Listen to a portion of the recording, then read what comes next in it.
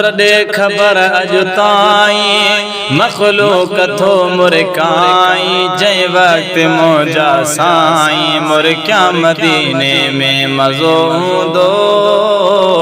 मज़ो हूंदो चंड दे खबर अजु ताईं मखलूक थो मुरकाई जै वक्त मौजा साईं मुरकिया मदीने में मज़ो हूंदो मज़ो हूंदो दिलदार जे दीदार जी तोखे मुबारकबाद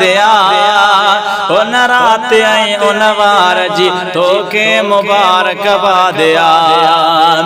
दिलदार जे दीदार जी तोखे मुबारकबाद उन रात ऐं उन वार जी तोखे मुबारकबाद चांडराण थो चमकाई मखलूक थो मुरकाई जै वक्त मौजा साईं मुरकिया मदीने में मज़ो हूंदो मज़ो हूंदो चंड दे खबर अजु ताईं मखलूक थो मुरकाई जै वक्त मौजा साईं मुरकिया मदीने में मज़ो हूंदो मज़ो हूंदो तू रोशनी थो दे अखे ॾींदो रही वधे रात जो महबूब था मुल्कन त पई थी सुई लभे अधे रात जो तू रोशनी थो दे अखे ॾींदो रही वधे रात जो महबूब था मुल्कन त पई थी सुई लभे अधे रात जो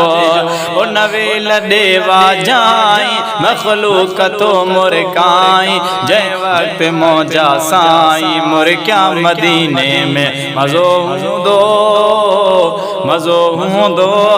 चंड दे खबर अजु ताईं मखलूक थो मुरकाई जै वक्त मौजा साईं मुरकिया मदीने में मज़ो हूंदो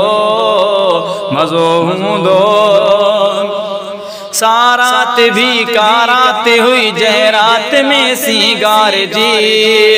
बीठे बराबर भेटल परवें फटाफट हार जी सारात भी कारात हुई जै रात में सीगार जी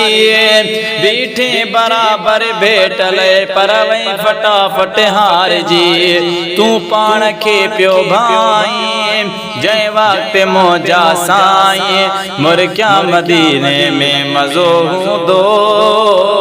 मज़ो हूंदो अजु केरो आए सूंह में वधे अर्श वारनि भेट कई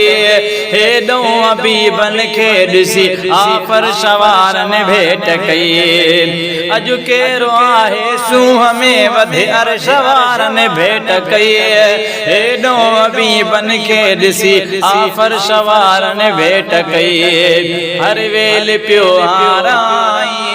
मखलूक थो मुरकाई जै वक्त मौजा साईं मुरकिया मदीने में मज़ो हूंदो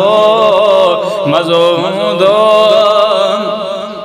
जद यार जी आंगुर खजन जो थी इशारो अर्श ते आर्डर मुताबिक थो अची तू बटुकर थी फर्श ते जद यार जी आंगुर खजन जो थी इशारो अर्श ते आर्डर मुताबिक थो अची थी बटुकर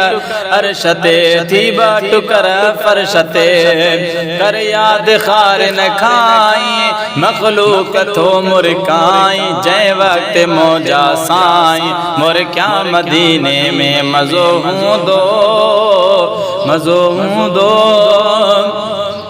मां घोर थिया मखणो चवे हर सूंह या हर सौभ में तोखा मोहम्मद आमते तू रात जो ही रोब में मां घोर थिया मखणो चवे हर सूंह या हर सौभ में तोखा मोहम्मद आमते तू रात जो ही रोब में लहदे उबरदे ताई मखलूक थो मुरकाई जै वक्त मौजा साईं मुरकिया मदीने में मज़ो हूंदो मज़ो हूंदो चंड दे खबर अज ताई मखलूक थो मुरकाई जे वक्त मौजा साई मुर क्या मदीने में मज़ो हूंदो